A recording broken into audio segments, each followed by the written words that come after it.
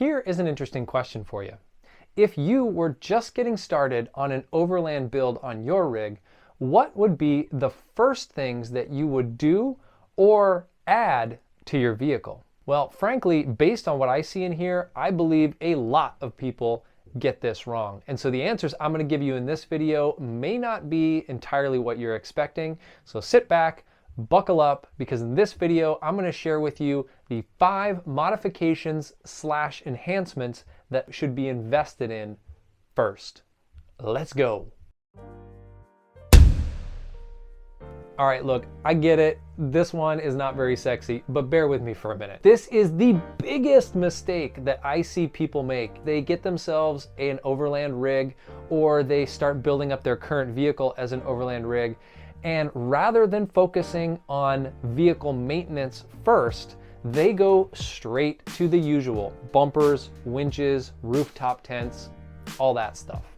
But they completely ignore the health of their vehicle. And then what happens is any small issues that may have been present before they started their build are amplified by the fact that they have added weight and larger tires to their vehicle. Think about it. You add larger tires to your vehicle, now any components that might have been old and tired are under more stress. You add more weight to your vehicle and you're stressing those components even further. And so if you don't have a good baseline of maintenance and you don't know that your vehicle is in good shape to start with, you are setting yourself up for a rough go out in the backcountry. And then on top of that, they take this vehicle that may have never been off-road in its entire life, deep out into the backcountry over rough terrain, potholes and ledges and rocks, and just beat the absolute hell out of it.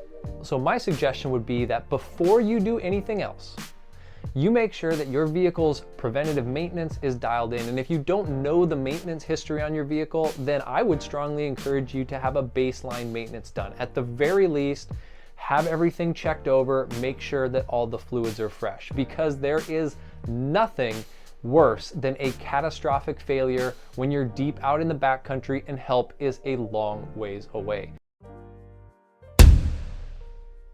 And here is yet another one that a ton of people skip, and I get it, this one is also not sexy. There's still no bumper or winch on this list at number 2, but skipping this one is a huge mistake, because I promise you that there is literally no other modification on the planet that can increase your ability and confidence to drive your vehicle and do so more safely than becoming a better driver and knowing how to drive your vehicle off pavement. Driving a vehicle off-road requires an almost entirely different skill set than driving a vehicle on-road. And because of that, there are some skills that you are going to want to master before you start tackling truly difficult terrain or remote trails. So to start with, do you know how and when to use the specific tools that your vehicle is equipped with for off-road driving? Do you know how to activate or defeat your vehicle's traction and stability control? How about using different drive modes in different situations if your vehicle is equipped with drive modes? What about operating your vehicle's 4-wheel drive system, and in what scenario should you use it? How about your vehicle's low-range transfer case, assuming that it has one? Do you know how and when you would want to use it? And what about locking differentials, hill descent control? Depending on your vehicle, the list may go on and on.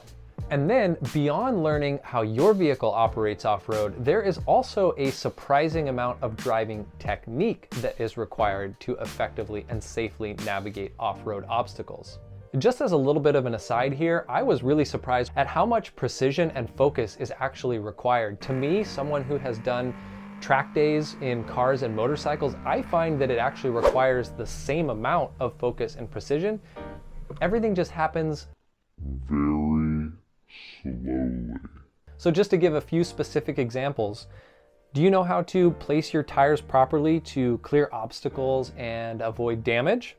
Do you know the best way to tackle different types of terrain? Because mud and rocks require a very different driving style. Do you know when to go slow versus when to use momentum? Do you know what to do when your vehicle loses traction? So hopefully I have managed to illustrate why I believe the driver mod is so very important. But the good news here is that you can learn a ton on YouTube, at least conceptually. I will link some of my favorite YouTube channels in the description below, just the ones that helped me out the most. And of course, there is no replacement for getting out and practicing and actually taking your vehicle off-road. So my suggestion here would be to learn some things that you can online or through reading, and then apply those things in a safe environment before you find yourself deep out in the backcountry, far away from help. And doing all of this will lead to you feeling more prepared and more confident when it comes time to tackle challenging terrain. So don't skip this one, period. Next up, let's talk about yet another critical off-road modification for any overland vehicle that, again, oftentimes gets skipped. And that is ensuring that your vehicle has proper recovery points. Now, just to clarify a little bit here, what I mean when I say proper recovery points are points on your vehicle that are strong enough to allow you to be safely extracted from a situation where you may be completely stuck and need to be pulled out very hard or very, very violently. When it comes to overland travel and off-roading, it is generally a question of when you will get stuck, not if you will get stuck. And the danger here is that if your vehicle does not have recovery points, preferably in the front and rear, then it can make getting pulled out of a situation much more dangerous and much more likely to cause damage to your vehicle, to another person's vehicle, or maybe even injury to someone who may be standing in the area. And if your vehicle does not have recovery points that are strong enough to withstand the forces that may be applied when your vehicle is getting extracted from a situation, it can make things really difficult or even downright dangerous. Now, also a quick note here, some vehicles do come from the factory with really substantial tow hooks that are going to be just fine, but others, like my LX470, for example, had some really inadequate tow hooks on the front that needed to be replaced. And so what I did is I found a set of recovery points that were substantially larger, substantially bigger, that bolted onto the same place as the factory tie-down points, but were rated for much heftier recovery situations. Now, also on the back of the vehicle, one of the easiest things that you can do if your vehicle is equipped with a hitch receiver is to get a hitch receiver mounted recovery point, which is going to be perfect for any extraction that requires you be pulled out from behind. At this point, you might be thinking, damn, we're 3 mods into this list and they're all super lame. None of them are actually going to make my vehicle look Instagram worthy or super cool. Well, this next one will. Yeah, sort of. I don't think anyone will really dispute the fact that having proper off-road tires is the single biggest performance boost you can give your vehicle off-road. And so now that we've knocked off the 3 previous, kind of boring but necessary ones, it's time to talk about tires. And the reason I believe this should be your next modification is because aside from just making your rig look more badass, adding off-road capable tires has a whole host of benefits. Of course, they'll provide you with substantially more grip, but they'll also make you less likely to get a puncture from a sharp rock, tree branch, or other obstacle.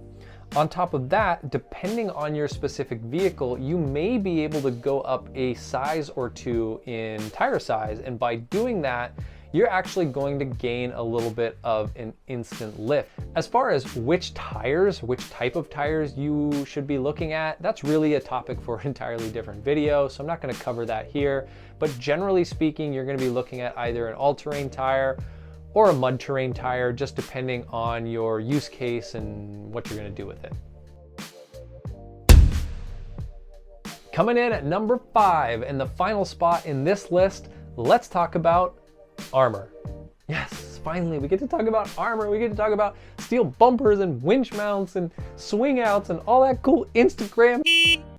Sorry, that's actually not the armor that we're talking about. What I'm talking about, rather, is underbody protection, an armor that's going to protect the critical components of your vehicle, as well as the rocker panels, because it's damage from underneath or damage to your rocker panels that are the most likely and the most common sources of trail damage. If your vehicle does not have proper underbody protection, and no, plastic skid plates do not count, I would strongly encourage that you add them, because protection for critical underbody components such as your oil pan, your gas tank, or your transmission are super important for what should be pretty obvious reasons. Another piece of armor that I would put in this category would be rock sliders. Rock sliders are designed to protect the rocker panel of your vehicle from damage from large rocks or other obstacles that you may have no choice but to put a tire over. And rock sliders was actually the first piece of armor that I added to my LX470 after I completely mangled the factory side steps. And since adding them, I have used them more times than I care to admit. While I'm still not a big fan of metal grinding over rocks, it is much better than the sound of your rocker panel being crushed and destroyed and the money that that's going to cost to replace. So rock sliders, good. So there you have it, the 5 modifications I believe everyone should start with when they are just getting into overlanding or starting their vehicle build. And I would also suggest that you do them in that order. Of course, this is just my opinion, but based on what I have seen and what I have learned over the years, if I was going to build a new vehicle, I would start with focusing on these 5 things. But I also want to stress here that I do not believe it's necessary to do all of these things before you go out and explore and start your adventure. In fact, I think there is a lot to be said for taking your vehicle out bone stock on Forest Service roads or roads that may not be too extreme and learning the vehicle's characteristics and starting to learn where the vehicle's capabilities lie and what the limits may be before you start adding on things like tires and armor and other things of that nature. And frankly, if you do these 5 mods, you're going to be set up for probably 90% of what people consider overlanding. Anything beyond that, while it's super cool and it looks great and it certainly can provide benefits, the returns are diminishing at that point. To me, if you do these 5 things, you're set to go out and have some amazing adventures without needing to go super overboard on everything else. Unless you wanna, in which case, do it, because it looks cool. So if you're still with me here, what do you think? Do you agree with those 5? Would you add something else in? Do you think my list was terrible? Let me know one way or another down in the comments below. And if you like this video, consider giving it a thumbs up. Definitely helps out the channel and helps it spread to more people on YouTube.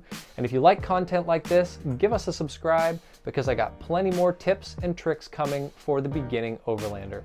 Thank you so much for watching. I appreciate all the support and comments and feedback that you get.